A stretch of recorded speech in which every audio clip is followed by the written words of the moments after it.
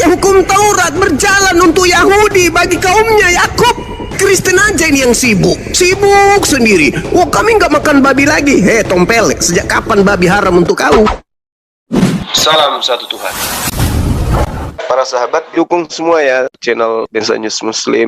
Di like, di subscribe, di share sebanyak mungkin untuk supaya mencegah sahabat-sahabat kita di luar sana Tidak terpengaruh terhadap pemurtadan. Yesus jangankan kepada muridnya, bahkan kepada iblis sekalipun, Yesus memerintahkan iblis menyembah hanya kepada Allah saja. Berarti yang keluar pada kuburan ini itu bukan Yesus, tetapi iblis yang mengaku Yesus, sehingga menyesatkan banyak orang. Siapa orang banyak yang disesatkan oleh Yesus palsu ini? Itulah yang disebut Kristus atau pengikut Kristen atau Kristen pengikut Kristus. Silakan. Ada datanya bang. Assalamualaikum bang. Iblis yang Waalaikumsalam warahmatullahi wabarakatuh. Ada? Yesus sendiri yang berkata. Yesus yang berkata. Yang saya maksudkan itu bang, begini ya. Tadi saya maksudkan berkata sama abang itu. Ya. Abang sudah berkata bahwa iblis itu minta disembah. Ya. Iya. Ya. Lukas 4 nomor 7. Ya, Yesus itu tidak minta disembah. Terus abang bilang di situ murid-muridnya ragu-ragu. Sebagiannya ragu-ragu, tetapi murid-muridnya menyembah dia.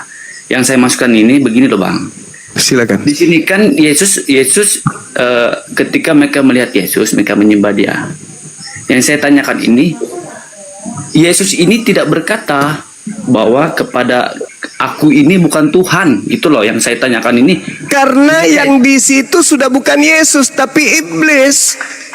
Itu bukan Yesus. Dan ke-11 murid itu berangkat ke Galilea, ke bukit yang telah ditunjukkan Yesus kepada mereka.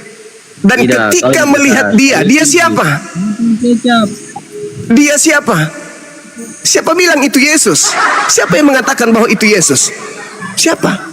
Saya. Ketika mereka, Anda kan yang mengatakan, saya mengakui. Sini kan tulisnya Yesus.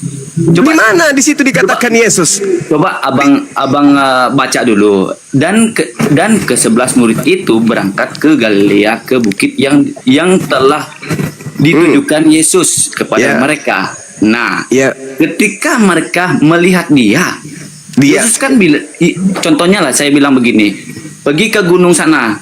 Saya bilang begitu sama murid-murid saya. Nah, begitu Yesus. Dan ke-11 murid itu berangkat ke Galilea, ke bukit yang telah ditunjukkan Yesus. Yesus. Nah, di sini kan ada titik nih kan.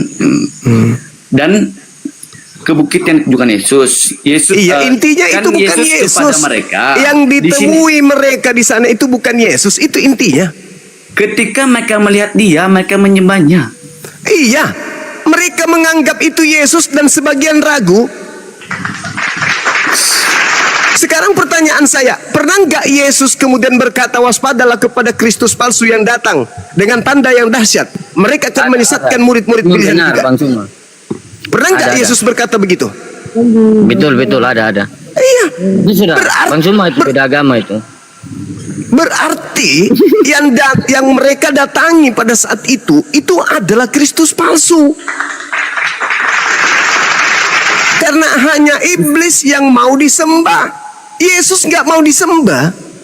Lalu Anda bertanya, lah kenapa Yesus tidak menolak? Bagaimana mau menolak? Itu sudah iblis yang datang dalam nama Yesus. Justru iblisnya memang mau disembah. Dari mana abang tahu itu kalau itu iblis? Jelas itu iblis. Kenapa? Satu, dengarkan pelan-pelan. Kepadaku telah diberi kuasa, baik di langit, angkasa langit, maupun di bumi. Ingat, Efesus 2 nomor 2, iblis adalah penguasa langit. Dia adalah penguasa angkasa. Yohanes 12:31, iblis adalah penguasa dunia. Jadi penguasa angkasa, penguasa dunia, penguasa bumi, itu iblis.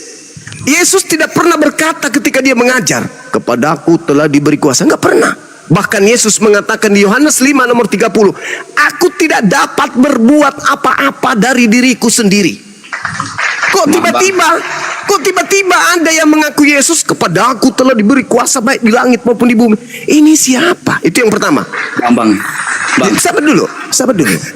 Yang kedua, baca nomor 20-nya. Dan ajarlah mereka melakukan segala sesuatu yang telah kuperintahkan kepadamu. Pertanyaan saya, di mana Yesus pernah memerintahkan kemudian menyembah dirinya? Jawab. Maksud saya itu dari tadi saya ngomong, ya, bilang abang tadi, iblis diberikan kuasa dari siapa yang memberikan dia kuasa? Lah, baca Lukas 4 nomor 6 nomor 7. Yesus, segala kuasa dan kemegahannya akan aku berikan kepadamu, sebab semuanya telah diberikan kepadaku dan aku berhak memberikan kepada siapapun yang aku kehendaki. Itu kata iblis. Ya. Itu kata iblis. Berarti sorga pun iblis punya. Kata iblis di Itu- dalam itu Lukas kalau 4. ikut iblis tuh Bang Suma ini. Saudara, coba Anda baca Lukas 4 Ditinggal nomor dunia 6 itu yang nomor ditinggal. 7. Ya, maksud saya begini. Maksud saya itu begini. Abang tadi kan berkata, Yesus ini kan berkata begini tadi, kepada aku telah diberikan segala kuasa di surga dan di bumi. Itu ucapan Pertanyaan iblis. saya, itu astaga. Maksud saya Ya, begini. Kapan iblis itu Bang? Anda kan bertanya, dari mana Anda tahu kalau itu adalah iblis? Ya itu ucapannya di dalam Lukas 4 nomor 6. Siapa yang mengucapnya? Sendiri yang mengatakannya, itu kata Yesus. Tidak ada di sini Yesus loh. Iblis berkata kepada Yesus di di- dalam Lukas 4 ketika Engkau menuduh iblis iblis. merasuki Yudas. Ya, Ketika iblis mencobai Yesus, iblisnya berkata, segala kuasa itu serta kemuliaannya akan kuberikan kepadamu, sebab semua itu telah diserahkan kepadaku, dan aku iblis berkuasa memberikan kepada siapa saja yang aku kehendaki.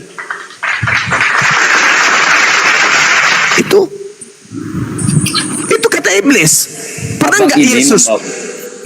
Abang ini kan membawa ayat itu yang Yesus dicobai iblis. Nah, iblis berkata apa itu? Yang saya simpel loh pertanyaan saya, Bang. Simpel loh. Yang saya masukkan begini. Ini kan di sorga dan di bumi. Iblis cuman berkuasanya di bumi. Yang Abang katakan tadi. Ini ada perkataan di sorga loh. Iblis kira-kira ada nggak kemudian yang bisa melarang dia untuk mengatakan itu? Bahwa aku telah berkuasa di surga, aku berkuasa di bumi, aku berkuasa di Pluto, aku berkuasa di matahari. Bisa nggak iblis dibatasin ngomong seperti itu? Iya, Bisa karena nggak? dia- Ya tidak karena- bisa. Karena dia itu malaikat jatuh. Iblis bisa melakukan apa saja. Ketika Yesus dicobai oleh iblis, iblisnya berkata segala kuasa itu serta kemuliaannya, kemuliaan apa?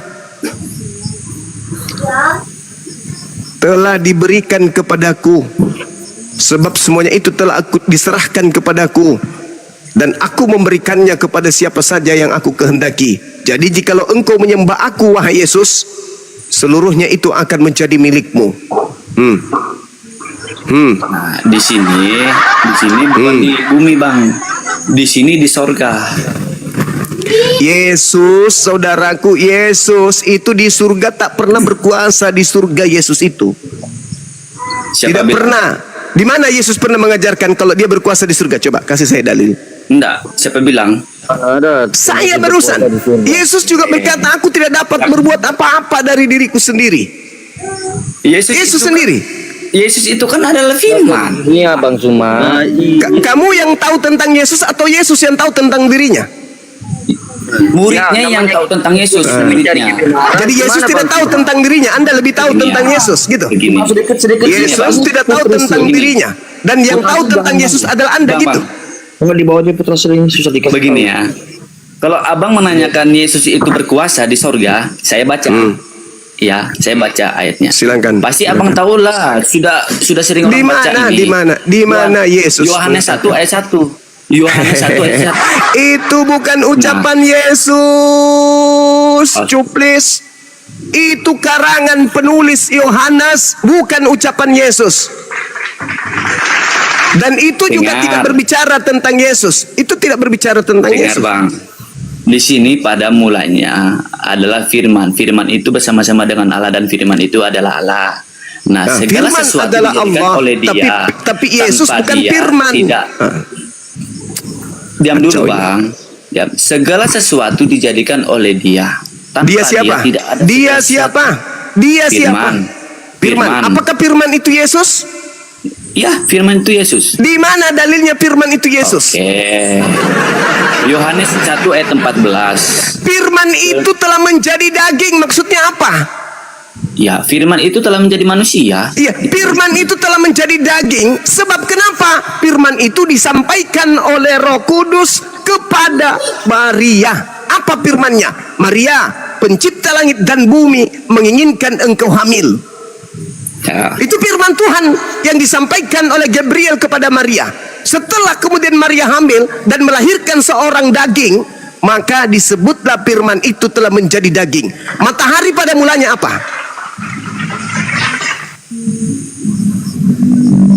Apa? Matahari pada mulanya apa? Pada mulanya? Ya. Iya, pada mulanya apa? Maksud saya apa? Matahari itu sebelum ada jadi matahari pada mulanya apa? Matahari lah. Masa matahari pada mulanya matahari? Abang ini fokus ke mana begitu loh. Yang Matahari tanyakan apa, itu yang pada apa. mulanya firman. Bumi ini pada mulanya firman. Segala sesuatu pada mulanya adalah firman. Termasuk anak Maria pada mulanya adalah firman. Firman yang mana? Firman yang bersama-sama dengan Elohim. Di mana ayatnya matahari itu adalah firman? Berfirmanlah Tuhan. Baru saya tahu adalah matahari itu adalah firman loh. Malam ini saya baru Berfirmanlah tahu. Tuhan, Cuma, jadilah terang. Ya. Berfirmanlah Tuhan, hamillah Maria. baru saya tahu Abang Juma bilang kalau matahari itu ada mulanya firman. Baru saya tahu malam ini. Yesaya 55 nomor 11, Mazmur 33 nomor 9. Tuhan berfirman, maka semuanya ada. Bang, diam dulu ya. Diam dulu Abang dulu. Di sini Yohanes 1 ayat 1 berkata, pada mulanya adalah firman.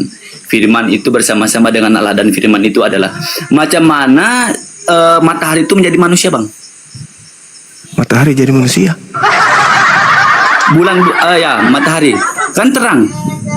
Loh, pada mulanya adalah firman yang keluar dari mulut Tuhan. Jadilah terang, Tidak. maka terang itu jadilah matahari. Dengar dulu Bang. Allah memisahkan gelap dan terang. Gelap dan terang ya, memisahkan gelap dan terang. Butuh proses yang Abang membawa ini kan rasi. Yang Butuh yang Abang membawa proses ini kan nggak? rasinya. Butuh proses Nggak, gak Abang 9 membawa bulan? rasi. Yang mana sih Abang ngomong ini? Kemanusiaan atau matahari? Boleh nggak digantikan Kristen yang seperti ini? Aku nggak suka Kristen bodoh yang sombong nanti atau apa-apa. Wah. Bisa Kristen yang lain. Bukan sombong. Abang kan bawa narasi tadi firman itu adalah Ada matahari. nggak Kristen yang agak berisi sedikit? Saya nggak suka orang-orang yang tolol bodoh. Ya silakan. Tanggapi pernyataan saya. Matahari itu pada mulanya adalah firman. Iya Bang, cuma semua berasal dari Dia. Ya, kalau Dia berfirman baru semuanya jadi.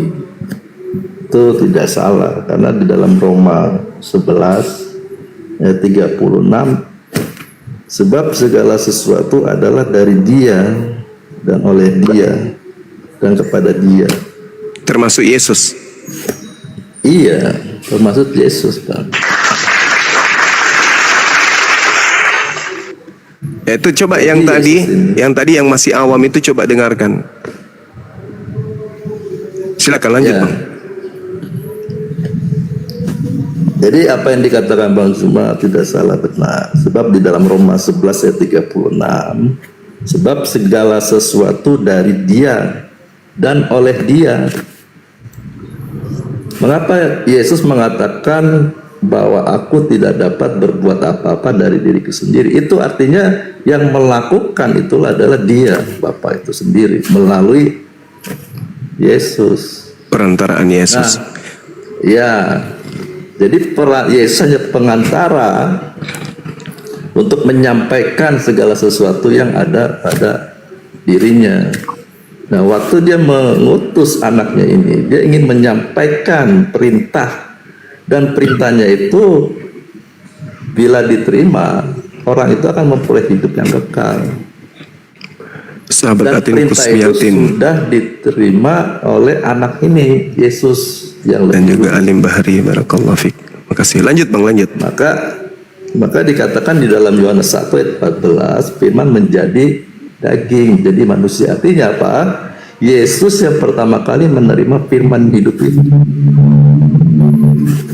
Matius 4 ayat 4 mengatakan manusia hidup bukan hanya dari roti, tetapi dari setiap firman.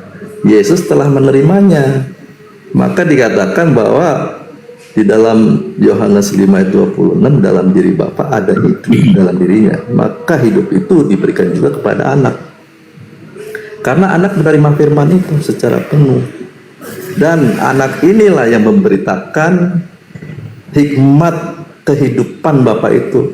Sehingga dia mengatakan, barang siapa percaya kepada anak, dia akan memperoleh hidup yang kekal. Percaya apanya? Di dalam 1 Yohanes 5 ayat 11, Elohim telah mengaruniakan hidup yang kekal. Mengaruniakan. Kalau Yohanes 3 ayat 16, Elohim mengaruniakan anaknya. Di sini dijelaskan dia mengaruniakan hidup yang kekal kepada kita, dan hidup itu ada di dalam anak. Jadi Yesus pertama kali manusia yang menerima firman secara utuh, sehingga dia kepenuhan dari firman atau kepenuhan dari Elohim, dan dia memiliki sifat Elohim itu sendiri. Maka dikatakan, jika kamu melihat aku, kamu melihat Bapa, karena sifat daripada Bapa menurun kepada anak ini. Dan untuk itulah anak diutus supaya kita mencontoh hidupnya. Jadi kalau kita mencontoh hidup Yesus, kita sama akan menjadi anak, seperti Yesus juga adalah anak. Dan di dalam Roma 8 ayat 17, jika kita adalah anak, maka kita juga adalah ahli waris. Maksudnya orang-orang yang berhak menerima janji-janji Elohim, yang akan menerimanya bersama-sama dengan Kristus. Jadi Yesus itu juga menerima janji dari Bapa. Demikian juga orang yang menjadi anak Elohim juga akan menerima janji bersama Yesus. Jadi Yesus ini di dalam Bible jelas sekali bahwa dia manusia yang sempurna, yang telah mencapai gambar rupa Elohim sesuai dengan rencana Elohim menciptakan manusia.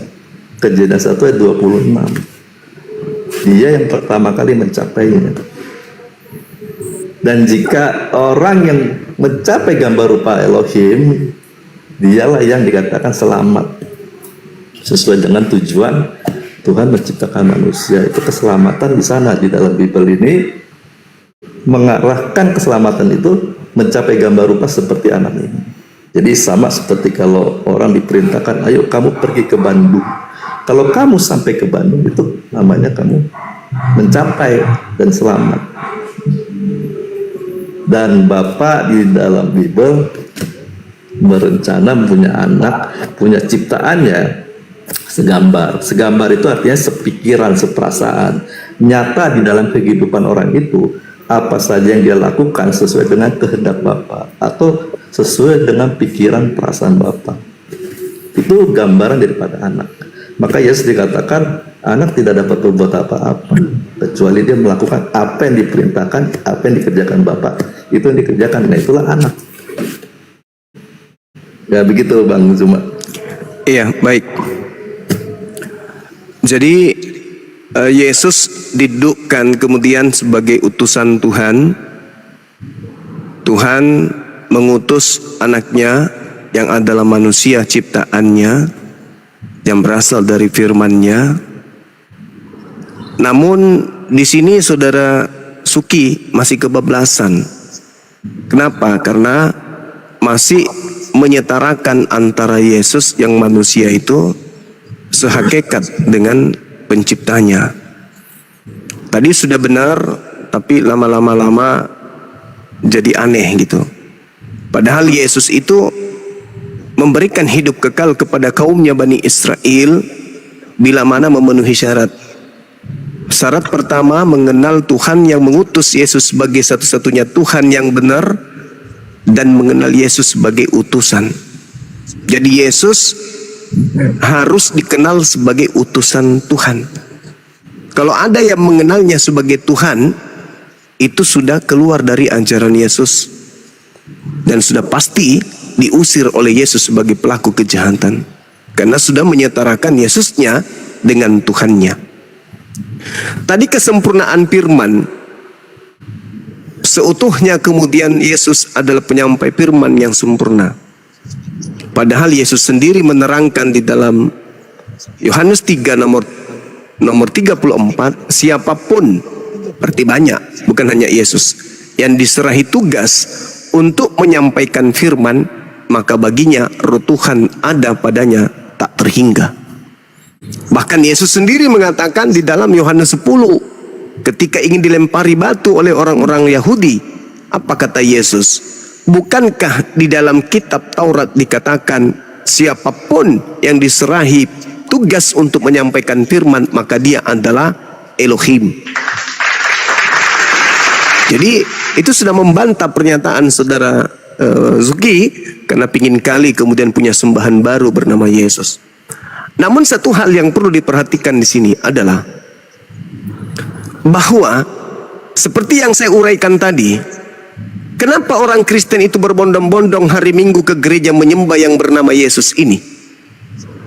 Karena adanya kekuatan dari kuasa gelap yang ingin disembah dalam nama Yesus. Saudara Suki kemudian menjelaskan, Yesus ciptaan bla bla bla bla bla bla. Itu sisi Yesus yang benar, yang adalah utusan Tuhan kepada kaumnya Bani Israel. Tapi ketika saudara Suki mengatakan itulah kesempurnaan, sehingga dia menyetarakan dengan dirinya dengan Bapa, sehingga dia berkata siapa yang melihat aku sama melihat Bapa, siapa yang mendengarkan aku sama dengan mendengarkan Bapa, itu sedang memproklamirkan Kristus yang datang kepada Paulus, yang adalah Kristus yang berbeda dengan Yesus yang tadi. Nah ini, sehalus apapun saudara menyampaikan tentang Kristus yang dinubuatkan oleh Yesus, itu akan kebaca. Karena ujung-ujungnya Anda akan menyetarakan Tuhan dengan ciptaan Tuhan yang memakai nama Yesus tersebut. Anda menggabungkan antara Yesus yang adalah manusia dan Yesus yang dikenal sebagai agnostos theos, dewanya orang Roma dan Yunani, yang diperkenalkan Paulus kepada mereka. Nah, sedangkan pengajaran yang ada dalam Bible itu merangkum dua Yesus ini. Yesus yang adalah Mesias untuk Bani Israel, dan Yesus yang datang kemudian yang digunakan namanya oleh Paulus untuk membatalkan segala perintah-perintah Tuhan yang ada dalam kitabnya orang Yahudi.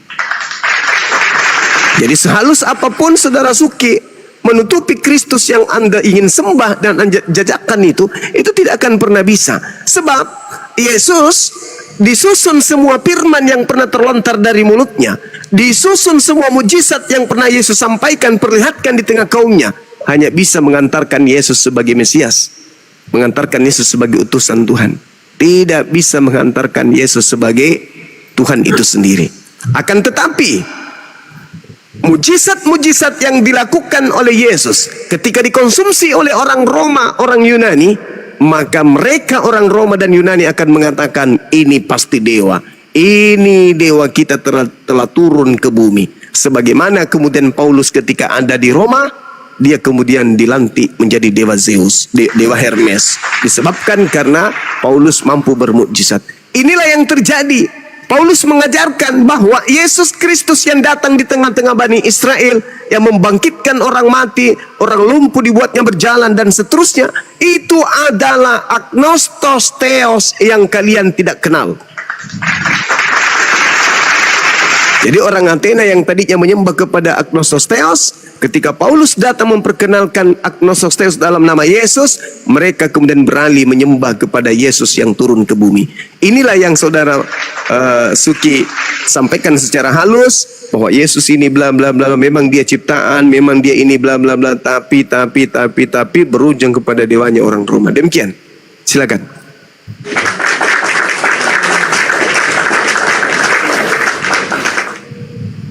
Ya Bang Zuma, saya mau menjelaskan ini Bang. Kejadian 1 ayat 26 dan 27. Ayat 26, baiklah kita menjadikan manusia menurut gambar dan rupa kita. Jadi sejak semula Tuhan itu mencipta manusia menurut gambar dan rupanya. Ayat 27, maka Elohim menciptakan manusia itu menurut gambarnya, tidak ada rupanya. Jadi artinya apa? Kita boleh mau mencari tahu apa isi arti kata gambar itu. Dijelaskan di dalam Roma 8 ayat 29. Di sini Roma menjelaskan bahwa semua orang yang dipilihnya dari semula, mereka juga ditentukan dari semula untuk menjadi serupa dengan gambaran anaknya. Serupa dengan gambaran anaknya. Nah, gambar ini juga masih kurang jelas di sini. Kita lihat di dalam Filipi 2 ayat 5. Hendaklah kamu dalam hidupmu bersama menaruh pikiran dan perasaan yang terdapat juga dalam Kristus Yesus. Jadi kata gambar kita akhirnya mengerti itu adalah unsur-unsur atau komponen yang ada pada Tuhan, yaitu pikiran dan perasaan. Itu diberikan kepada penciptaan, pada manusia ciptaannya, sehingga manusia punya pikiran dan perasaan juga. Nah, manusia punya pikiran dan perasaan, dia memiliki keinginan. Nah, waktu manusia pertama ini diberi perintah, jangan makan buah ini, nanti kamu mati. Tetapi manusia pertama tidak mengindahkan perintah itu, malah mendengarkan perintah keinginan daripada si iblis. Drama ini, kejadian ini Bang, sehingga membuat 1 Yohanes 3 ayat 10. Inilah tandanya anak-anak Elohim dan anak-anak iblis. Nah, setiap orang yang tidak berbuat kebenaran tidak berasal dari Elohim. Demikian juga barang siapa tidak mengasihi saudaranya. Lebih jelas lagi Yesus mengatakan, memberi jelas kepada kita dalam Yohanes 8 ayat 44. Mereka bangsa Yahudi yang diwakili oleh tua-tua, imam-imam kepala, ahli Taurat dan orang Farisi, Yesus katakan bapamu iblis. Mengapa dikatakan mereka bapaknya iblis? Karena mereka mau menjadi anaknya. Anak itu menuruti keinginan daripada bapaknya. Yesus mengatakan iblislah yang menjadi bapak, karena kamu ingin melakukan keinginan bapak. Itulah yang terjadi. Makanya Tuhan waktu itu berkata kepada ular dan Hawa, aku akan membuat permusuhan. Terjadilah permusuhan itu. Yesus dimusuhi oleh mereka, yang seharusnya menurut Matius 21 ayat 33 dan selanjutnya, waktu anak itu diutus sebagai ahli waris, harusnya mereka itu para penggarap yaitu ahli-ahli Taurat orang Farisi menyerahkan umatnya kepada Yesus, tapi mereka tidak mau, karena mereka tahu ini anak sebagai ahli waris. Mereka tidak mau. Maka bagaimana supaya mereka tetap memiliki umatnya itu? Dibunuhlah anak ini. Itulah yang terjadi. Tetapi memang Tuhan dengan sengaja mengutus anak ini ke dalam dunia. Karena apa yang terjadi? Apa yang kita bisa lihat di dalam Mazmur 14 ya. Ini Mazmur 14 kembali. Mazmur 14 ayat 1, 2 dan 3. Orang bebal berkata dalam hatinya, tidak ada Elohim, busuk dan jijik perbuatan mereka. Tidak ada yang berbuat baik. Tuhan memandang ke bawah dari surga kepada anak-anak manusia untuk melihat apakah ada yang berakal budi. Dan yang mencari Elohim, mereka semua telah menyeleweng, semuanya telah bejat, tidak ada yang berbuat baik, seorang pun tidak. Jadi Tuhan sudah melihat manusia di dunia ini sudah tidak ada yang berbuat baik. Mereka melanggar dan bejat. Sehingga Bang, kalau kita baca di dalam Yehezkiel 18 nomor 20, orang yang berbuat salah, orang yang berbuat dosa itu harus dihukum mati. Jika ayat ini ditegakkan oleh Tuhan, maka seluruh manusia itu harus mati, Bang. Nah, Yohanes 3 ayat 16, Yesus mengatakan, Bapa begitu mengasihi dunia ini, dunia yang dikuasai oleh si jahat, dan semua orang di bawah kekuasaan si jahat, di bawah hukuman. Nah, bagaimana dia mau menyelamatkan? Untuk itulah anak yang dari terang, anak yang kudus, dia utus ke dalam dunia untuk menyampaikan berita sukacita bahwa terang telah datang, hidup dari Bapa telah datang. Tetapi mereka yang mewakili umat Tuhan, yaitu bangsa Israel, tidak mau menerimanya, membunuhnya.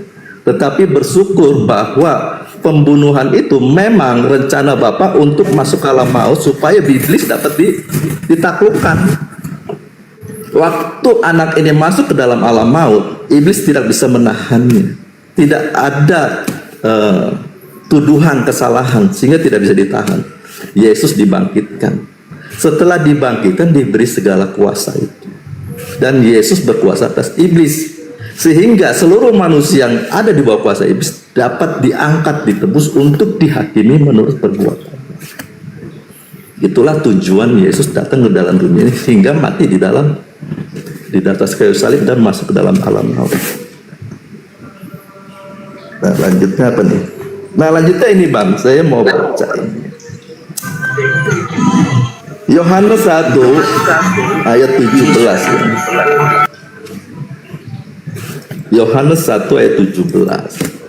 Sebab hukum Taurat diberikan oleh Musa, tetapi perhatikan, kasih karunia dan kebenaran datang oleh Yesus. Jadi kebenaran itu hanya datang melalui anak ini yang diutus. Sehingga apa dikatakan Yesus, barang siapa percaya kepada anak ini, dia peroleh hidup yang kekal. Mendengarkan ajarannya dan melakukannya. Bab kalau saya membaca di dalam Yohanes 17 ayat 3, Bang, inilah hidup yang kekal itu, yaitu bahwa mereka mengenal Engkau satu-satunya Elohim yang benar dan mengenal Yesus Kristus yang telah Engkau utus. Di sini harus dipahami arti kata mengenal itu bagaimana. Knowing by experience. Jadi maksudnya Bang, mengenal di sini itu sudah dijelaskan sebetulnya di dalam 1 Yohanes 4 ayat 7 dan 8. Tetapi saya akan masuk ke sini dulu untuk bawa pengertian di dalam Hosea 4 ayat 6. Hosea 4 ayat 6. Mana gini? Tuhan mengatakan, umatku binasa karena tidak mengenal Elohim. Apakah mereka tidak mengenal dalam pengertian bahwa Tuhan itu Esa? Ulangan 6 ayat 4, mereka selalu kumandangkan bahwa mereka mengenal Tuhan itu Esa. Ternyata bukan karena mengenal Tuhan itu Esa sehingga dia memperoleh hidup kekal. Jadi arti kata mengenal itu dijelaskan dalam 1 Yohanes 4 ayat 7 dan 8. Tetapi sebelum saya baca ini, mengapa mereka binasa? Saya ulang dulu ke Hosea 4 ayat 6 ini Bang. Ternyata karena di ayat 1 dan 2 ini penyebabnya. Dengarlah firman Tuhan, hai orang Israel, sebab Tuhan mempunyai perkara dengan penduduk negeri ini, sebab tidak ada kesetiaan terhadap hukum dan tidak ada kasih dan tidak ada pengenalan akan Elohim di negeri ini. Mereka hanya mengutuk, berbohong, membunuh, mencuri, berzina, melakukan kekerasan dan penumpahan darah, menyusup penumpahan darah. Jadi perbuatan-perbuatan jahat ini yang membuat Tuhan mengatakan umatku binasa. Bukan karena mereka mengenal Tuhan itu Esa. Nah, demikian juga Bang di dalam 1 Yohanes 4 ayat 7 dan 8. Ini penjelasan dari kata mengenal sehingga orang memperoleh hidup yang kekal. Saudaraku yang kekasih, marilah kita saling mengasihi, sebab kasih itu berasal dari Elohim.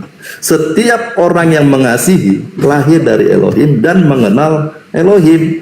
Barang siapa tidak mengasihi, ia tidak mengenal Elohim, sebab Elohim adalah kasih. Kalau kita tahu Elohim itu adalah kasih, lalu kita berbuat kasih terhadap sesama, berarti kita melihat, kita mengenal, kita berasal dari Elohim. Tetapi kalau kita tahu Elohim itu kasih, tetapi orang berbuat jahat, tentu dia tidak berasal dari Elohim. Itu yang dikatakan Yesus di dalam Matius 7 ayat 23. Hendalah kamu dari hadapanku karena kamu pembuat kejahatan. Sekalipun kamu dikaruniai roh, bisa bermujizat, bisa bernubuat, mengusir setan, tetapi karena jahat perbuatannya, Tuhan tidak mengenalnya. Yesus yang diutus diberi kuasa untuk menghakimi, mengatakan aku tidak kenal kamu. Iya, lanjut Bang. Nah, Terima kasih. Haleluya. Ya Bob Chen sama Nicholas. Oke, lanjut Bang Zuma. Lagi-lagi Anda salah mentafsirkan kitabnya agama lain yang bukan kitab saudara. Ketika dikatakan besel minu kitmu tenu, itu bukan berarti pencipta langit dan bumi itu sama sewujud dengan manusia. Dan kalau Anda memahami, saudara memahami bahwa pencipta langit dan bumi itu sewujud dengan manusia, berarti bukan cuma Yesus. Manusia pertama yang dimaksud di situ dalam bahasa Ibrani-nya Adam, yang merujuk kepada Adam dong. Bukan Yesus. Kenapa pula kemudian Yesus yang dijadikan dilantik sebagai tokoh lalu lari ke Kejadian 1:26. Sedangkan kalau kita berbicara mengenai Tuhan segambar dengan kami, serupa dengan kami, itu bukan berarti pencipta langit dan bumi itu bisa diwujudkan dengan manusia. Cuman bias, seperti seorang tokoh yang kemudian dikenal sebagai ahli Mebel. Rasa daripada goresan tangannya itu akan tercermin terhadap lemari yang dibuatnya.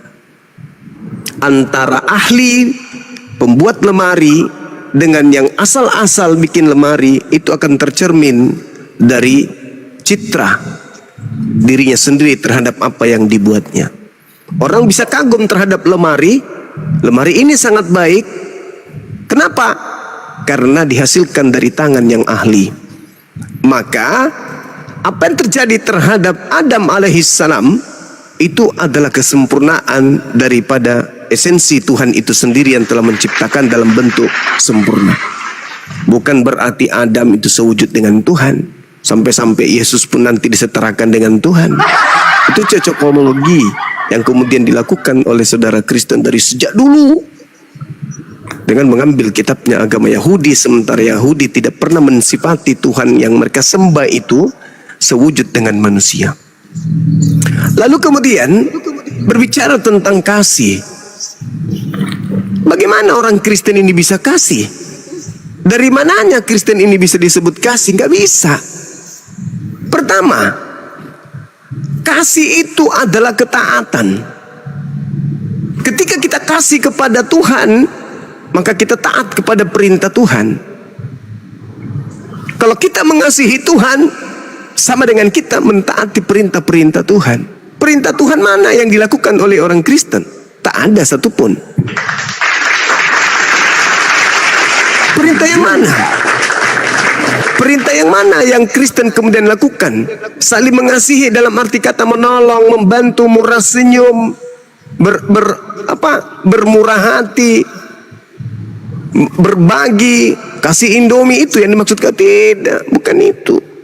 Yang dimaksud kasih kepada Tuhan itu adalah mentaati segala perintah-perintah Tuhan. Bagaimana dengan kasih kepada manusia? Kasih kepada manusia adalah mengajarkan manusia untuk melakukan dan tunduk taat kepada perintah Tuhan. Itu yang disebut kasih tuh. Makanya Yesus menerangkan dalam Matius 5 di situ ada dua kelompok. Yang pertama adalah orang yang meniadakan hukum Taurat, lalu mengajarkan kepada orang lain untuk meniadakan hukum Taurat, meskipun yang paling terkecil. Kemana perginya? Ke neraka, tempat terhina. Tetapi orang yang melakukan segala perintah Tuhan dan mengajarkan orang lain untuk melakukan segala perintah Tuhan, maka dia akan menempati tempat tertinggi dalam kerajaan langit alias surga. Nah, kalau ini sudah disampaikan oleh Yesus bahwa tidak boleh menghilangkan sedikit pun dari hukum Torah. Kalau dihilangkan maka menempati neraka. Tetapi yang benar adalah melakukan segala perintah. Kalau melakukan segala perintah, maka akan masuk ke dalam surga. Orang yang mengasihi sesamanya sudah pasti mengajarkan untuk menjalankan segala perintah. Kenapa? Karena dengan menjalankan segala perintah, orang tersebut kita ajak masuk ke dalam surga. Tetapi sebaliknya, orang yang mengajarkan orang lain cuman joget di hari Minggu, tidak melakukan perintah-perintah Tuhan, bahkan semua larangan Tuhan dilakukan, dilanggar, lalu mengatakan dia kasih, itu hanya pembual. Itu tidak mengasihi manusia. Kata Yesus, barang siapa yang mengajarkan kepada orang lain meniadakan hukum Taurat meskipun yang paling terkecil, maka dia akan menempati tempat terhina. Apa buktinya agama Kristen itu bukan agama kasih? Kita lihat di dalam Matius 7 nomor 22-23. Pada hari terakhir banyak orang memanggil aku Tuhan, bernubuat, mengusir setan, bermujizat pakai namaku. Tapi pada saat itulah aku Yesus berterus terang kepada mereka, enyahlah daripadaku, aku tidak mengenal kalian, kalian semua adalah pembuat kejahatan. Apakah orang Kristen itu ngeh dengan peringatan itu? Apakah orang Kristen peduli dengan ucapan itu? Apakah orang Kristen akan prihatin dengan ucapan itu? Apakah dengan ucapan Yesus itu kemudian orang Kristen melarang lagi anaknya memanggil Yesus Tuhan, melarang lagi anaknya memahami agama yang bermujizat, mengusir setan, memakai nama Yesus? Tidak. Itu dianggap hanya angin lalu. Yang penting ke gereja, bernyanyi di sana, bebas melakukan apa saja, bebas makan apa saja, bebas minum apa saja, dan mengaku sebagai anak Tuhan, mengaku bersatu dengan Tuhan, bahkan mengaku kemudian dia adalah pelari surga, maka itu sudah cukup bagi orang Kristen. Itu bukan kasih. Itu bukan kasih. Yang dimaksud kasih adalah melarang anaknya kemudian memanggil Yesus Tuhan, melarang anaknya mengikuti orang-orang yang bermujizat, mengusir setan, bernubuat pakai nama Yesus. Karena dengan begitu anaknya tidak akan masuk ke dalam kelompok yang diusir oleh Yesus. Itu baru kasih. Lah kalau pembiaran, sudah jelas-jelas di gereja orang bernubuat, mengusir setan, bermujizat pakai nama Yesus, anak masih aja dibiarkan ke sana, berarti tidak kasih. Yang disebut kasih itu adalah poinnya menyelamatkan manusia. Bagaimana mungkin mau menyelamatkan manusia kalau sudah jelas, sudah bocor soalnya? Yang memanggil Yesus Tuhan, bernubuat, mengusir setan, bermujizat pakai nama Yesus, disebut sebagai pelaku kejahatan. Kemana perginya pelaku kejahatan? Surga apa neraka? Neraka. Tapi masih juga membiarkan anaknya terlibat menjadi bagian daripada jemaat Kristen. Apakah itu kasih? Bukan. Itu adalah kekonyolan, kebotolan yang diwariskan kepada generasi-generasi berikutnya. Jadi saya katakan kepada saudara sekali lagi, dalam agama Kristen tak ada kasih. Yang ada adalah kasih semu. Silakan.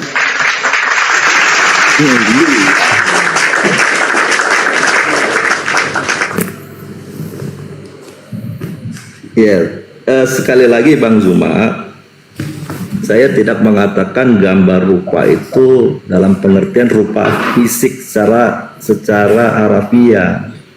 Rupa itu kualitas, sedangkan gambar itu adalah unsur pikiran dan perasaan. Nah, pada waktu Adam dan Hawa itu diciptakan menurut gambar dan rupanya, lalu diperintah, ada perintah. Kalau kita baca di Matius 4 ayat 4, manusia hidup bukan hanya dari roti saja, tetapi dari setiap firman yang keluar dari mulut Elohim. Mulut Elohim telah mengatakan kepada Adam dan Hawa, keluarlah firman itu, jangan makan buah ini, nanti kamu akan mati. Seharusnya mereka itu taat supaya tetap hidup sesuai dengan Matius 4 ayat 4. Tetapi mereka melanggarnya, maka hukuman mati terjadi. Nah, artinya pikiran perasaannya gambar diri daripada Adam dan Hawa rusak. Nah, karena rusak itulah maka Tuhan mau menyelamatkan, memperbaiki, memulihkan kembali gambar itu. Nah, sehingga anak dijadikan prototipe atau blueprint daripada manusia yang diciptakan Tuhan segambar dengan dirinya. Contohnya Yesus. Maka di dalam Roma 8 itu Bang, kalau kita baca di ayat 28-nya, kita tahu sekarang bahwa Elohim turut bekerja dalam segala sesuatu untuk mendatangkan kebaikan bagi mereka yang mengasihi Dia, yaitu bagi mereka yang terpanggil sesuai dengan rencana Elohim. Ada rencana penciptaan manusia. Nah, ayat 29-nya, sebab semua orang yang dipilihnya dari semula, mereka juga ditentukannya dari semula untuk menjadi serupa dengan gambaran anaknya, supaya orang yang mengasihi Elohim menjadi saudaranya, dia menjadi yang sulung. Itulah penyelamatan, supaya kembali memperoleh kemuliaan. Kemuliaan itu ditunjukkan dari sikap perbuatannya sesuai dengan kehendak Bapa. Telah dinyatakan oleh anak yang diutus ini, sehingga apa kesaksian oleh di dalam 1 Yohanes 1 ayat 1. Yohanes menulis, apa yang telah ada sejak semula, yang telah kami dengar dan yang telah kami lihat dengan mata kami, yang telah kami saksikan dan yang telah kami raba dengan tangan kami tentang firman hidup. Itulah yang kami tuliskan kepada kamu. Jadi Yesus adalah peraga daripada firman itu sendiri. Dia peraga daripada hikmat. Sebab di dalam Lukas ayat 2 ayat 40, anak itu bertambah besar dan menjadi kuat, penuh hikmat, dan kasih karunia Elohim ada padanya. Hikmat itu sama dengan logos, sama dengan firman, sama dengan kecerdasan atau kuasa. Dinyatakan di dalam diri anak. Itulah yang dikatakan di dalam Yohanes 1 ayat 14. Firman telah menjadi manusia. Manusia diciptakan dari firman, yang dia kehendaki seperti ini anak ini, bukan yang telah melanggar dari Adam dan keturunannya. Jelas ya Bang Juma? Nah, lalu saya mau baca ini, Matius 22 ayat 37 sampai 40. 37 bicara tentang kasih kepada Tuhan, 39 kasih kepada sesama. Perhatikan ayat 40-nya. Pada kedua hukum inilah tergantung seluruh hukum Taurat dan kitab para nabi. Jadi melalui hukum kasih ini, itu seluruh peraturan kitab para nabi itu tergenapi. Matius 7 ayat 12, Yesus mengatakan, segala sesuatu yang kamu kehendaki supaya orang perbuat kepadamu, perbuatlah demikian juga kepada mereka. Itulah isi seluruh hukum Taurat dan kitab para nabi. Jadi seluruh perintah, hukum, ketetapan, dan peraturan yang Tuhan berikan kepada manusia itu dapat dilaksanakan jika orang tinggal di dalam kasih. Dan kasih itu salah satu yang Yesus jelaskan. Segala sesuatu yang kamu kehendaki supaya orang perbuat kepadamu, perbuatlah demikian juga. Kalau kamu mau dihormati, hormatilah dia. Kalau kamu mau disayangi, sayangilah dia. Begitu Bang Juma. Yesus menjelaskan tentang kasih. Tetapi Bang Juma, kalau saya baca di dalam Yohanes 1 ayat 17, hukum Taurat diberikan oleh Musa, tetapi kasih karunia dan kebenaran datang oleh Yesus Kristus. Lukas 16 ayat 16, Yesus mengatakan bahwa hukum Taurat berakhir sampai zaman Yohanes. Maka selanjutnya setelah Yesus datang ke dalam dunia, itulah kerajaan Allah sudah dekat. Itulah kerajaan Allah sedang diberitakan. Siapa dia? Hidupnya Yesus, yaitu hikmat, yaitu firman yang hidup. Itulah kerajaan Allah. Peraturannya hidupnya Yesus itu, Bang. Jadi kalau orang hidup seperti Yesus, dia ibarat hidup di dalam pemerintahan kerajaan Elohim. Lalu apa lagi nih? Ya, sampai Demikian dulu Bang Zuma, lanjut Iya. yang lainnya. Sekarang pertanyaan saya sederhana, Bang. Kalau Anda mengatakan hidup seperti Yesus, maka dia akan memperoleh hidup yang kekal. Apakah Yesus ketika ia hidup, dia mencerminkan sebagai seorang Kristen atau dia sebagai seorang Yudaism?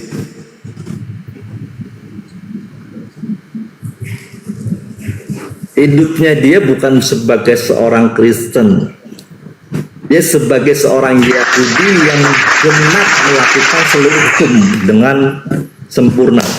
Karena tidak ada satu manusia di Yahudi itu dapat melakukan hukum Taurat. Saya baca di dalam Yohanes 7, Bang. Lalu bagaimana Yohanes 7. Anda mengatakan keselamatan itu harus hidup sama seperti Yesus, sedangkan Yesus tidak hidup seperti Kristen? Hidup itu bukan bicara tentang ibadah, tapi kehidupan itu sendiri, Bang. Ya. Yesus mengatakan, Bapa Jadi dari itu poin roh, mana? maka sembahlah dia dalam roh dan kebenaran. Jadi orang itu tidak perlu ke gereja, nggak masalah, tetapi dia menjalankan hukum kasih itu. Bagaimana mau kasih, Bang? Maksudnya bagaimana mau kasih kalau implementasi daripada kasih itu nggak ada lagi?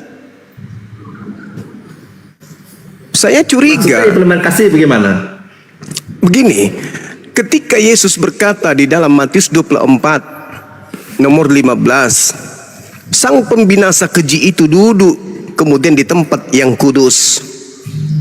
Sang pembinasa keji ini seakan-akan suci, seakan-akan mereka itu orang yang paling benar, sama seperti hidupnya Yesus, sama seperti hidup seorang nabi-nabi. Tapi mereka adalah pembinasa keji.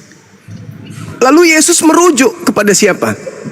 Seperti yang telah diceritakan, yang telah dinubuatkan oleh Nabi Daniel. Salah satu daripada yang diceritakan oleh Nabi Daniel terhadap pembinasa keji itu adalah menentang perkataan Sang Yang Maha Tinggi. Ketika Sang Yang Maha Tinggi mengatakan jangan kau makan babi, sang pembinasa keji yang sok suci ini makan babi. Ketika sang Maha Tinggi mengatakan kuduskan hari Sabat, sang pembinasa keji yang sok suci ini malah ibadah minggu. Ketika pencipta sang Maha Tinggi ini mengatakan sunatkan kulupmu, maka penggantinya diganti lagi sang pembinasa keji ini kulup hati aja. Yesus sendiri yang mengatakan apabila engkau melihat sang pembinasa keji duduk di tempat yang suci, sok suci, sok paten, sok hebat, tapi semua perilakunya bertentangan dengan perintah Sang Yang Maha Tinggi. Ia akan menganiaya orang-orang yang suci, milik Yang Maha Tinggi. Ia berusaha untuk mengubah waktu dan berusaha mengubah hukum-hukum. Lalu dikatakan lagi di dalam Daniel 11 nomor 31, tentaranya akan muncul, pasukannya akan muncul, murid-muridnya akan muncul, pengikutnya akan muncul. Mereka akan menajiskan, mereka akan mengotori tempat-tempat yang suci, menghapuskan korban sehari-hari. Tak ada lagi korban sehari-hari dibuatnya, karena menurut dia cukup sekali saja adalah persembahan, yaitu Yesus Kristus. Inilah orang-orang yang dinubuatkan oleh Yesus yang duduk di tempat suci. Tapi mereka adalah sang pembinasa keji, mengajarkan manusia meninggalkan semua firman Tuhan, meninggalkan semua hukum Tuhan. Tapi mereka nggak sadar Adam dilemparkan dari surga, dari Gan Eden menuju ke bumi hanya karena melanggar satu perintah. Mereka melanggar seluruh perintah, lantas mereka bermimpi masuk ke surga. Ini lelucon. Adam diusir, katanya akibatnya mewariskan dosa-dosa kepada keturunannya, padahal cuma dilarang makan satu buah. Lah Kristen seluruh makanan yang dilarang dimakan. Kalau Adam aja dikutuk, diusir, keturunannya kemudian mewariskan dosa, lalu apa hukuman untuk Kristen ini selain neraka jahanam kekal di sana? Kalau Adam satu perintah diusir dari surga. Lantas Kristen yang melanggar semua perintah mau masuk ke surga. Peret. Gimana ceritanya? Adam yang sudah ada di Gandi Eden, taman yang ada di Eden, melanggar satu perintah aja disepak oleh Tuhan. Ini ada pemimpi-pemimpi, ya, orang-orang yang najis kemudian duduk di tempat suci berkata menurut firman Tuhan dan hikmat Tuhan ketonyo, tapi seluruh perintah Tuhan dikatakan sampah. Mana mau masuk surga? Mungkin maksudnya surga neraka, maksudnya neraka yang dianggap surga. Tidak akan mungkin itu, saudara Suki. Yesus sendiri mengatakan itu. Bagaimana mungkin engkau bermimpi? Bagaimana mungkin engkau bisa meloloskan dirimu dari api neraka? Siapa yang dituduh Yesus seperti itu? Baca di dalam Matius 23:1 perikop. Intinya di nomor 3-3-nya. Apa kata Yesus? Sebagian nabi kau bunuh, sebagian kau salibkan, sebagian kau tolak, sebagian kau siksa, sebagian kau aniaya, dan seterusnya. Ahli-ahli Taurat kau aniaya, kau siksa, dan seterusnya. Jadi bagaimana mungkin engkau akan meluputkan dirimu dari api neraka? Jadi nggak mungkin, saudara. Yesus bagi kami orang yang beriman ini, ketika membaca Bible, kami masih menorehkan kemudian data yang ada dalam Al-Quran. Lima talbisunal haqqa bil batil wa taktumul haqqa wa antum ta'lamun. Al-Quran saya mengatakan, orang-orang terdahulu mencampur adukkan antara kebenaran dan kebatilan. Artinya di dalam Bible itu masih ada kebenaran, tapi syarat juga dengan kebatilan. Oleh karena itu ketika Yesus mengatakan, apabila kamu melihat sang pembinasa keji duduk di tempat yang kudus, seperti yang dinubuatkan oleh Nabi Daniel. Apa endingnya ucapan Yesus kemudian? Jadi apabila ada orang berkata ada Mesias di sini, ada Mesias di sana, jangan kamu percaya. Karena sang pembinasa keji itu akan berpura-pura nanti, aku bertemu dengan Yesus di sini loh. Lalu pembinasa keji itu akan mengarang-arang cerita. Mimpi-mimpinya akan diurai kemudian seakan-akan dia itu mendapatkan ilham. Lalu menekankan untuk mengajarkan, meninggalkan segala perintah Tuhan. Habis itu mereka naik di mimbar berkhutbah. Kita ini bukan lagi hamba Tuhan, tapi kita adalah anak Tuhan. Cek per cek di gereja mereka masih menghambakan diri. Pertanyaannya, kalau mereka bukan hamba Tuhan, tetapi di gereja mereka menghambakan diri, muncul pertanyaan besar yang tanda tanya titiknya sebesar lapangan bola. Apa tanda tanyanya kemudian? Berupa pertanyaan. Siapa yang Kristen sembah? Kepada siapa Kristen menghambakan diri? Sedangkan mereka bukan lagi hamba Tuhan, tetapi dia menghambakan diri. Dia menghambakan diri kepada siapa? Kepada Tuhan tidak? Lalu kepada siapa? Ah, itu tanda tanya besarnya. Kamu bukan lagi hamba, tapi kamu adalah anak-anak. Cek per cek hari Sabtu, hari Minggu, mereka masih menghambakan diri. Kepada siapa? Kepada Tuhan bukan? Lalu kepada siapa? Tanya kepada saudara Suki. Kalian bukan hamba Tuhan, dan itu sudah diajarkan oleh pendiri agama saudara. Jadi kalau Anda bukan hamba Tuhan, tapi Anda anak-anak Tuhan, lalu hari Minggu kalian itu menghambakan diri kepada siapa, Rek? Ingat. Kekuatan yang ada di atas muka bumi ini, yang mengajarkan untuk disembah adalah Tuhan. Selain itu, iblis. Ketika ajaran Tuhan sudah dihapuskan dengan embel-embel kita ini sudah dimerdekakan, kita ini bla bla bla bla bla bla, berarti iblis sudah berhasil memperdaya Anda. Karena Tuhan tidak akan mungkin membiarkan kemudian manusia hidup di atas muka bumi ini tanpa tuntunan. Sedangkan Paulus pendiri Kristen mengatakan di dalam Galatia 2 nomor 16, sebab tidak ada manusia dibenarkan karena melakukan hukum Taurat. Lalu Yesus berkata, barang siapa yang melakukan segala perintah-perintah yang ada dalam hukum Taurat, maka dia akan memperoleh hidup yang kekal menempati tempat tertinggi dalam kerajaan langit. Paulus mengatakan, tidak. Tak ada seorang pun yang dibenarkan karena melakukan hukum Taurat. Kata Yesus lagi, tidak. Barang siapa yang meniadakan hukum Taurat meskipun yang paling terkecil dan mengajarkan kepada orang lain untuk menghilangkan hukum Taurat itu, maka dia akan menempati tempat terhina dalam kerajaan Tuhan. Paulus mengatakan, tidak. Jika ada kebenaran dalam hukum Taurat, maka sia-sialah kematian Kristus. Yesus mengatakan, tidak juga. Barang siapa yang melakukan segala perintah yang ada dalam hukum Taurat dan mengajarkan kepada orang lain, maka dia akan menempati tempat tertinggi di dalam kerajaan langit. Mana yang harus kita dengar? Yesus atau Paulus? Ini. Di mana Kristen berpijak? Di Paulus dong. Karena Yesus melarang makan babi. Yesus minta agar muridnya itu taat kepada Tuhan. Mengenal Tuhan sebagai satu-satunya Tuhan dan mengenal dirinya sebagai Rasul Tuhan adalah sama dengan melakukan segala pekerjaan yang Yesus lakukan. Tadi saya tanya, Saudara Suki yang mulia, adakah Yesus itu hidup sebagai orang Kristen? Tidak. Tapi kenapa Anda mengatakan kita harus hidup sama seperti Yesus? Maksudnya bukan dari segi perbuatan. Lalu dari segi apa? Dari segi hayalan. Dari segi perasaan, dari segi ilusi, dari segi halusinasi, dari segi angan-angan. Tidak mungkin. Yesus mengatakan Yohanes 14 nomor 12, Yohanes 10 nomor 27. Apa kata Yesus? Barang siapa yang mengasihi aku, barang siapa yang percaya kepadaku, barang siapa yang mengaku muridku, dia akan melakukan segala apa yang pernah aku kerjakan dan segala apa yang aku perintahkan. Jadi Anda ini seorang pemimpi, sama seperti Paulus, bermimpi aja terus, melihat cahaya, dipikir Tuhan yang datang kepadanya. Belum ada yang memperkenalkan diri. Siapakah engkau Tuhan? Kenapa dia tidak mengatakan, siapakah engkau bacok? Siapakah engkau tante? Siapakah engkau kuda? Kenapa lari ke Tuhan? Dari mana Paulus tahu kalau ada suara dan ada cahaya seketika itu Tuhan? Akulah Yesus. Yesus tingan film karton. Jadi begitu saudaraku Suki, Yesus mengatakan, apabila kamu melihat sang pembinasa keji duduk di tempat yang kudus. Siapakah itu? Pembinasa keji adalah dia yang menggiring manusia untuk meninggalkan perintah Tuhan. Seperti iblis menggiring Adam untuk meninggalkan perintah Tuhan. Seperti Paulus menggiring manusia untuk meninggalkan segala perintah Tuhan. Itulah dia. Demikian.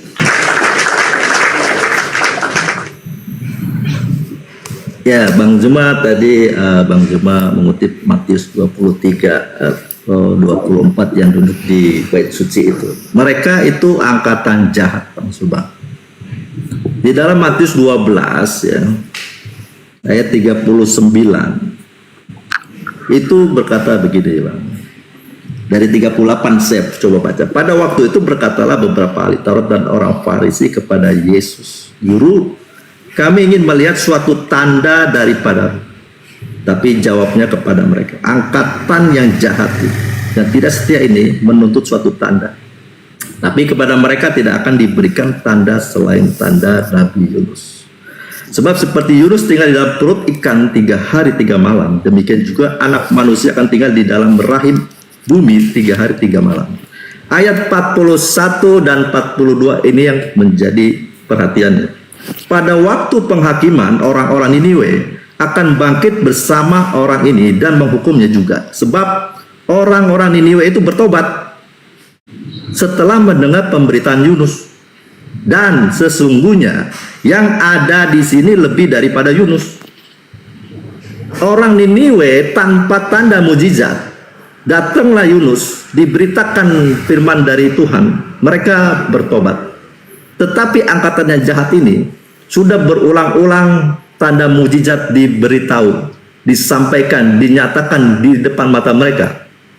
Tetap saja dia mau mencoba terus, berikan aku tanda.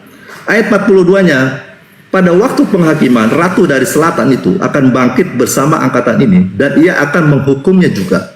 Sebab ratu ini datang dari ujung bumi untuk mendengar hikmat Salomo. Dan sesungguhnya yang ada di sini lebih daripada Salomo. Jadi Yesus adalah peraga dari hikmat Tuhan, hikmat dari Bapa. Dia melebihi dari Yunus dan melebihi daripada Salomo. Jadi angkatan jahat itu tidak mau bertobat, Bang Juma. Maka jelas yang Abang katakan tadi panjang lebar, bahwa mereka lah memang yang patut dihukum. Nah, lanjut Bang Juma, di dalam saya baca ini dulu, Yohanes 7 ayat 19. Yesus mengatakan begini, bukankah Musa yang telah memberikan hukum Taurat kepadamu, namun tidak seorang pun di antara kamu yang melakukan hukum Taurat itu. Maka itu tepat Tuhan bicara di dalam Yeremia 31 ayat 32-33, aku akan membuat perjanjian yang baru. Karena perjanjian yang pertama telah mereka ingkari. Tidak ada satu manusia dapat melaksanakan itu. Maka aku akan membuat perjanjian yang baru. Aku akan menulis hukumku di dalam akal budi mereka dan menaruhnya dalam hati mereka. Yesus di dalam Matius 5 ayat 17 menggenapi hukum Taurat. Di dalam hati Yesus dan akal budi Yesus itulah hukum Taurat itu ditulis dan ditaruh di dalam dirinya. Sehingga terjadi perubahan. Maka Lukas 16 ayat 14 mengatakan bahwa hukum Taurat berlaku hanya sampai Yohanes Pembaptis. Waktu Yohanes Pembaptis datang, bertobatlah, kerajaan surga sudah dekat. Yesus pun dalam pengajarannya, bertobatlah sebab kerajaan Allah sudah dekat. Jadi Yesus adalah hikmat. Saya coba baca dalam Roma 16 ayat 27. Bagi dia, Bapa, satu-satunya Elohim yang penuh hikmat oleh Yesus Kristus. Jadi hikmat Bapa yang tidak nampak, yang abstrak, tidak bisa kita lihat, nyata di dalam hidupnya Yesus. Itulah yang Yesus katakan, manusia hidup bukan hanya dari roti saja, tapi setiap firman yang keluar dari mulut Elohim, nyata di dalam diri anak manusia yang namanya Yesus. Nah, Yesus inilah hidupnya yang harus kita teladani. Dan di dalam hidupnya Yesus itu hanya menaati perintah Bapa di dalam Yohanes 15 ayat 9 dan 10. Begini dia. Seperti Bapa telah mengasihi aku, demikian juga aku telah mengasihi kamu. Tinggallah di dalam kasihku itu. Jikalau kamu menuruti perintahku, kamu akan tinggal dalam kasihku. Seperti aku menuruti perintah Bapakku dan tinggal di dalam kasihnya. Karena Bapa itu kasih, hukum utamanya juga pasti kasih. Jadi kalau orang tinggal di dalam kasih, dia selesai dalam melaksanakan seluruh hukum. Karena di dalam kasih tidak berbuat jahat. Orang yang mengasihi tidak berbuat jahat. Hukum bicara tentang kejahatan. Jadi orang berbuat jahat yang dihukum. Orang yang melanggar karena berbuat jahat terhadap sesama manusia, dia dihukum. Tapi kalau orang yang mengasihi, dia tidak akan berbuat jahat terhadap sesamanya. Walaupun di dalam 1 Timotius 1 ayat 8, 9, 10 dikatakan demikian. 1 Timotius 1 ayat 8. Kita tahu bahwa hukum Taurat itu baik kalau tepat digunakan, yakni dengan keinsafan, bahwa hukum Taurat itu bukanlah bagi orang yang benar, melainkan bagi orang yang durhaka dan orang lalim, bagi orang fasik, orang berdosa, bagi orang duniawi, dan yang tak beragama, bagi pembunuh bapak dan pembunuh ibu, bagi pembunuh pada umumnya. Bang Zuma, saya akan melanjutkan ke dalam Efesus 2 ayat 15. Mengapa Paulus mengatakan hukum Taurat dan segala ketentuannya telah dibatalkan dengan matinya Yesus di atas kayu salib? Ini dia penjelasannya di dalam ini dia. Bang Suki mungkin bisa disampaikan ke poin-poinnya, Bang Suki, silakan lanjut. Poin-poinnya. Oke, ini yang ini dulu, cepat ya. Jadi apa maksudnya membatalkan hukum Taurat di Efesus 2 ayat 15? Kita harus perhatikan di Efesus 2 ayat 14. Di situ ada permusuhan. Permusuhan, dia harus membongkar tembok pemisah. Karena mereka bangsa Yahudi itu, mereka memiliki identitas ritual, seremoni, sipil yang mana di luar bangsa itu tidak ada, tidak memiliki, sehingga mereka merasa superior, merasa paling diutamakan, sehingga sombong. Itulah yang dibatalkan oleh Paulus. Berikut juga dengan tentang sunat, aturan makanan halal haram, juga perayaan-perayaan hari raya. Itu yang dibatalkan supaya tidak terjadi lagi permusuhan dan terjadilah perdamaian di antara kedua bangsa, yaitu bangsa Israel dan bangsa kafir yang diwakili oleh bangsa Yunani. Dengan matinya Yesus, maka seluruh hukum Taurat dan ketentuannya dibatalkan. Tetapi hukum yang utama, yaitu hukum moral, itu tetap teguh, sebab di dalam Roma 3 ayat 31, jika demikian adakah kami membatalkan hukum Taurat karena iman. Jadi iman kepada Yesus semua sama sekali sebaliknya tidak kami meneguhkannya. Jadi Bang Juma, yang dibatalkan itu adalah identitas dari bangsa Yahudi itu, sehingga tidak lagi terjadi permusuhan. Karena Tuhan itu Tuhan semua manusia, Dia harus menyelamatkan semua bangsa. Ya, lanjut Bang, terima kasih.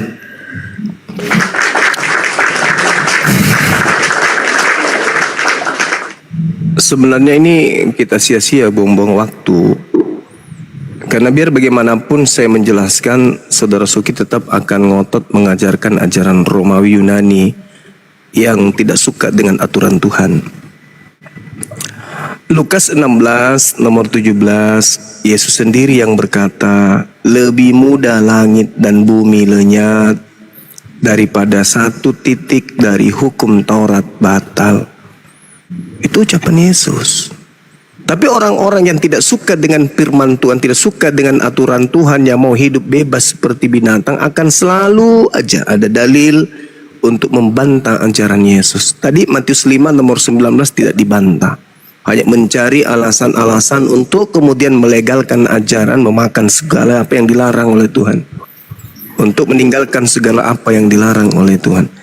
Tapi yang perlu dipahami di sini adalah hukum-hukum Tuhan sebenarnya yang datang kepada orang-orang Yahudi itu tidak ada hubungannya sama sekali dengan orang Kristen. Tapi kenapa orang Kristen itu selalu mengatakan hukum Taurat itu batal? Itu senjata untuk supaya menenangkan orang-orang yang dimurtadkan menjadi pengikut Yesus Kristus yang keluar dari kubur, untuk merasa diri mereka itu sudah berada pada koridor yang benar. Padahal hukum Taurat itu hanya untuk orang Yahudi. Ulangan 5 nomor 1, nomor 2, nomor 3.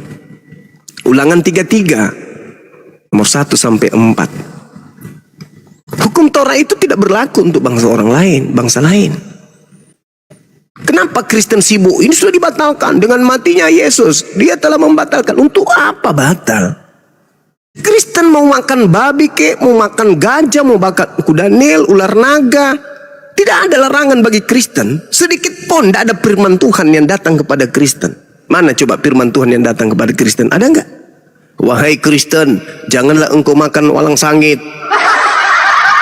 Ada enggak? Wahai Kristen, janganlah kau makan ubur-ubur. Ada? Enggak ada. Perintah-perintah larangan dan perintah untuk ketaatan itu hanya datang kepada Bani Israel dan Bani Ismail. Tidak ada untuk Kristen.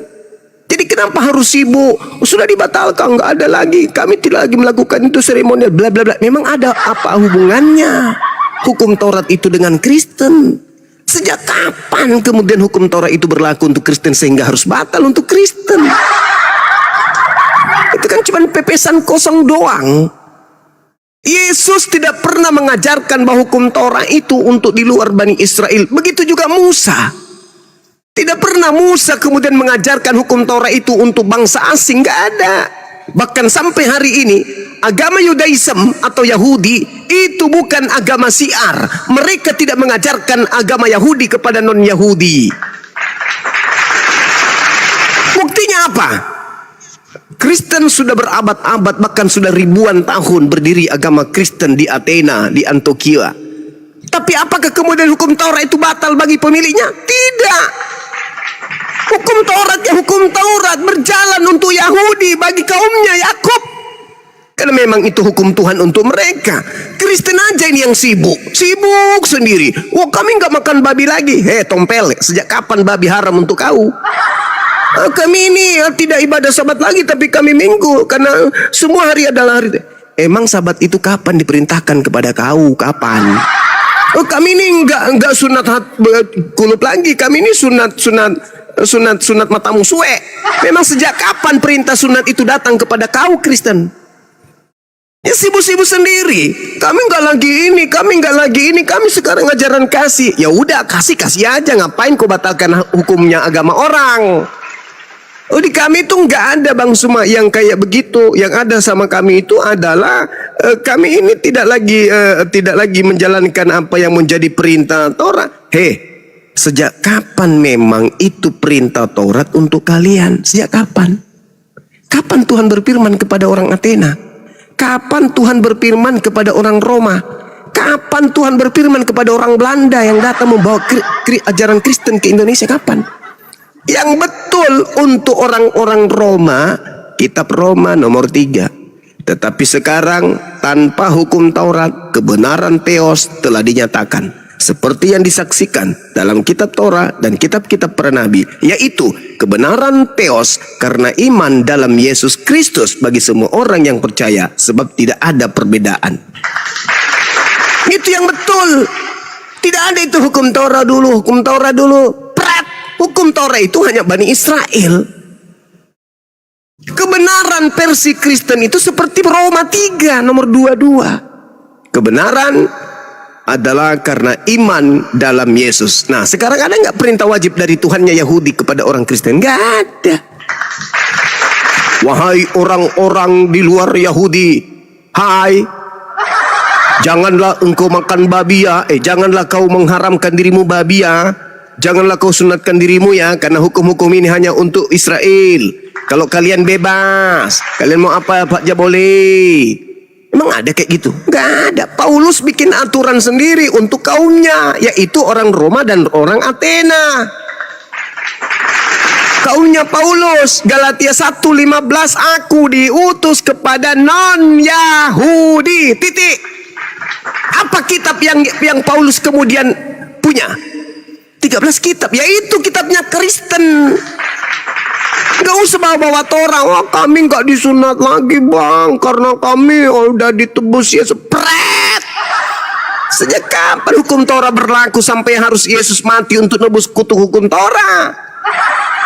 Aneh orang-orang ini. Jadi sekali lagi saya katakan, Kristen itu hanya karena terlanjur Kristen aja. Mereka kehilangan jati diri. Kenapa? Mereka mengatakan hukum Torah milik orang kok, orang Yahudi. Mereka mengatakan Yesus telah menebus kami dari Taurat. Sejak kapan Taurat itu memang untuk kalian? Di mana itu dalilnya? Coba tunjukkan dalam Torah, Kejadian sampai kitab Imamat itu di mana tertulis kalau hukum Torah yang datang kepada Musa itu untuk Kristen? Di mana? Gak ada.